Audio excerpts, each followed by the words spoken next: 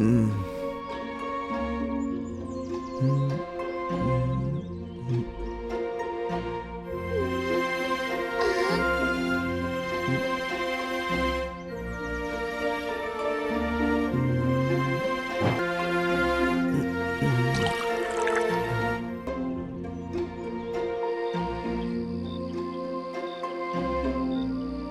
प्रभु आंक ज्वर तो एजाई भी कमिनी।